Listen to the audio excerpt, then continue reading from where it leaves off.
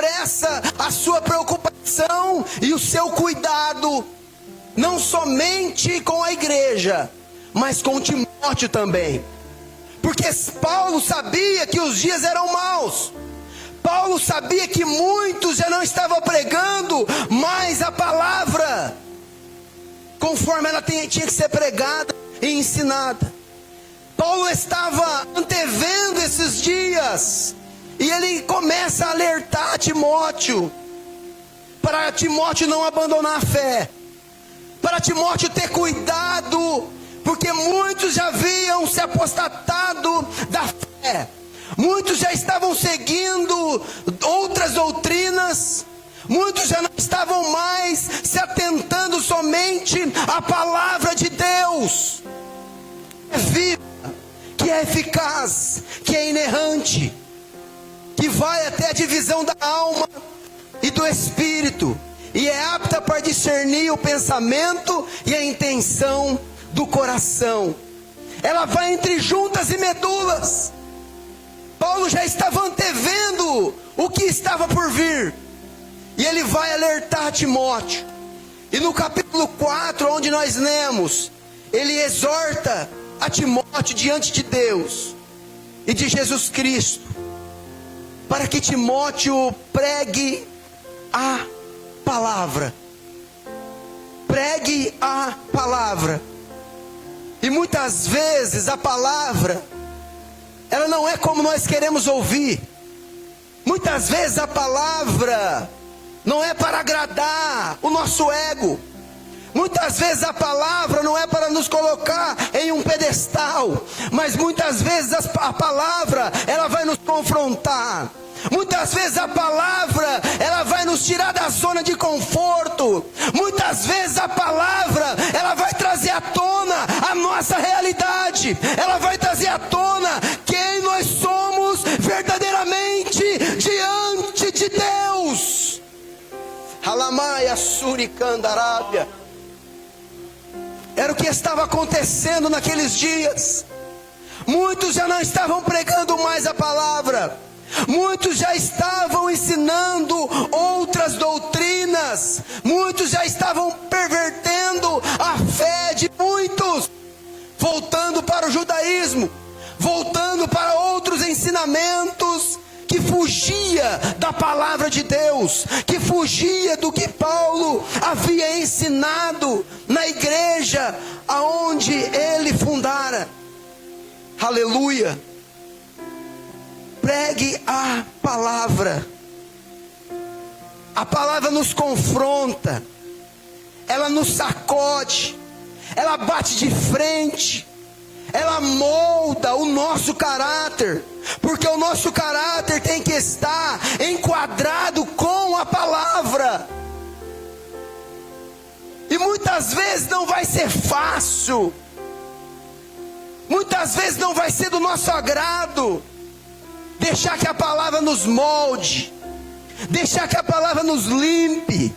É conforme diz em Hebreus 4:12, a palavra de Deus, ela é viva e eficaz, e mais penetrante do que espada alguma de dois gumes. Ela vai até a divisão da alma e do espírito, como eu já disse. Ela vai lá onde ninguém vai. Ela vai no ponto aonde ninguém toca.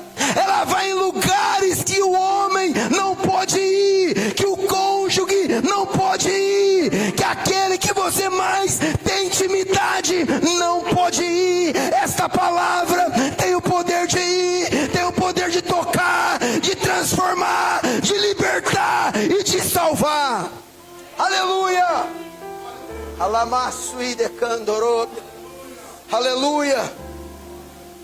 Era a preocupação que Paulo tinha. Prega a palavra, Timóteo. Não muda. Não muda. Não precisa inventar nada. Prega a palavra. Louvado seja Deus. 2 Timóteo 3,16 diz assim: toda a escritura é divinamente inspirada e proveitosa para ensinar, para redarguir, para corrigir, para instruir em justiça.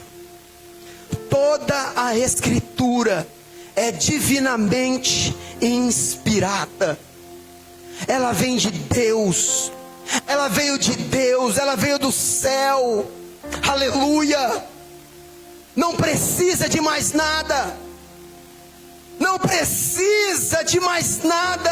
Somente pregar a palavra. Somente estar enquadrado na palavra. Somente estar de acordo com a palavra. Que as coisas começam a mudar. Que Deus começa a salvar. Que Deus começa a libertar. Que Deus começa a curar. Que Deus começa a visitar o seu povo. Porque Ele vela pela sua palavra. Ele não vela pela palavra do homem. Ele não vela pela palavra do presidente. Mas Ele vela pela sua palavra. Aleluia! Prega a palavra, Timóteo. Prega a palavra. E ele continua dizendo: insiste a tempo e fora de tempo. Aconselha, repreende, exorta.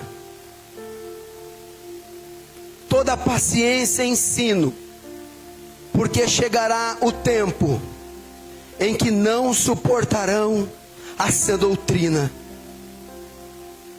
mas desejando muito ouvir coisas agradáveis, ou tendo comichão nos ouvidos, ajuntarão para si mestres segundo os seus próprios desejos. Tem algumas traduções que está escrito, mas tendo comichão nos ouvidos. O que seria o comichão? O comichão seria aquela coceira no ouvido, aquela irritação no ouvido. O comichão seria aquele incômodo no ouvido, coceira, gastura. É o que Paulo estava dizendo aqui para Timóteo. Chegará tempo em que não suportarão a sã doutrina, mas tendo comichão nos ouvidos, amontoarão para si doutores, segundo as suas próprias concupiscências. Ou seja, eu não quero ouvir isso. Isso não veio do meu agrado, não foi do meu agrado. Esse pastor só bate na igreja. A palavra não foi para mim hoje. A palavra não foi do meu agrado hoje. E tem muitos desse jeito, com comichão no ouvido, que está impedindo de ouvir a palavra de Deus, que está impedindo de filtrar a palavra de Deus, de escutar a palavra de Deus, de ouvir a palavra de Deus. É irritação nos ouvidos. Você já esteve perto de alguém que quando começa a pregação, ele não para no lugar, ele sai lá fora, ele fica até a hora da pregação terminar? Ainda bem que aqui não tem, mas em alguns lugares por aí, quando o pregador se levanta para pregar, quando a palavra está sendo exposta, muitos não param no lugar, muitos não têm mais a sensibilidade de ouvir a palavra de Deus, muitos não têm mais aquele prazer. Mas o comichão tem irritado, o comichão não tem deixado muitas pessoas entenderem a palavra de Deus. E o que Paulo estava alertando Timóteo é que naqueles dias já estava acontecendo isso, mas viria um tempo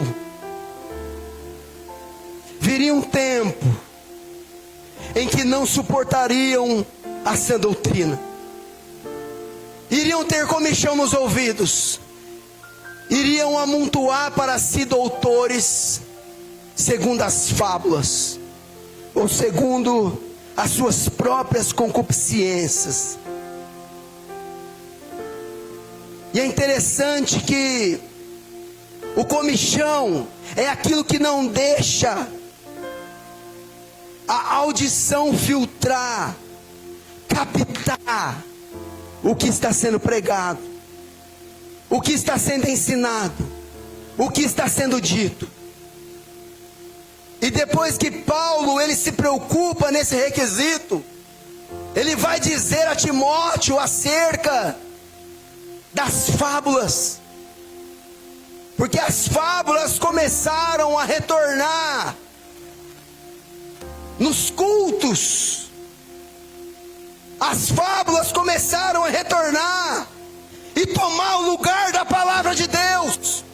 As fábulas começaram a ter mais atenção do que a palavra de Deus. E a preocupação de Paulo era essa: iria vir um tempo em que eles iriam amontoar para si doutores, segundo as fábulas, ou mestres segundo os seus próprios desejos. Aí está a preocupação do apóstolo, aí está a preocupação de Paulo. Fábulas no grego quer dizer mitos, e todos sabem que mito é nada mais do que lendas. Mitos é nada mais do que história. Mitos é nada mais do que algo para tomar a atenção do povo, para entreter o povo, a fazer o povo dar risada, a fazer o povo se alegrar. Mas a única coisa que edifica, a única coisa que leva para o céu ainda é a palavra. A única coisa que liberta ainda é a palavra. Aleluia. Aí eu começo a entender a preocupação de Paulo, a preocupação que ele estava, porque ele deixou Timóteo em Éfeso, ele deixou Timóteo em algumas igrejas, e a preocupação dele era que Timóteo não viesse a se corromper, como alguns discípulos já haviam se corrompido, como alguns já haviam abandonado a fé e não professavam mais Jesus Cristo, e achavam que somente a palavra de Deus já não era mais suficiente. Iriam amontoar para si doutores, segundo o que eles queriam ouvir. Eu começo a entender que nós estamos nesses dias também.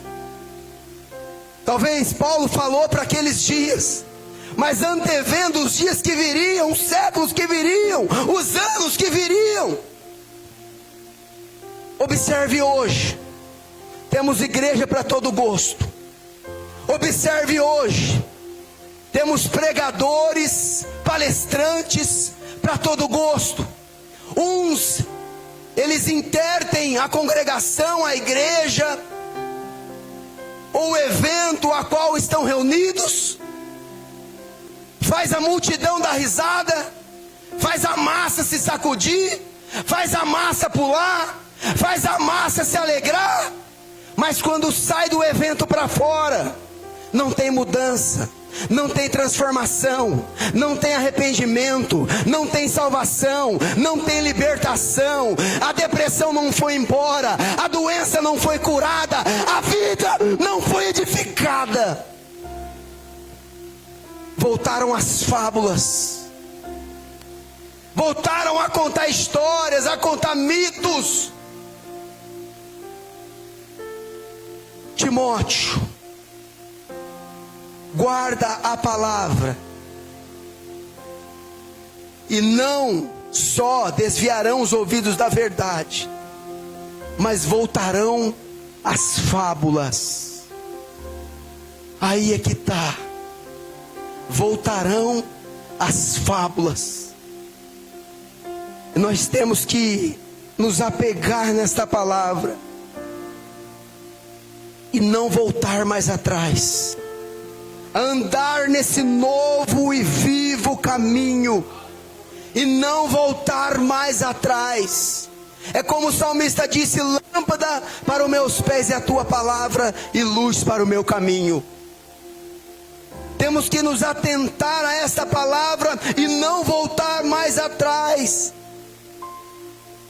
porque nós não precisamos inventar moda, contar história, porque o que salva e liberta é a palavra. O que liberta o homem é a palavra. Jesus, enfrentando Satanás no deserto, ele o confrontou com a palavra, ele o confrontou com as Escrituras. Nem só de pão viverá o homem, mas de toda a palavra que sai da boca de Deus. Foi com a palavra. Foi com a palavra.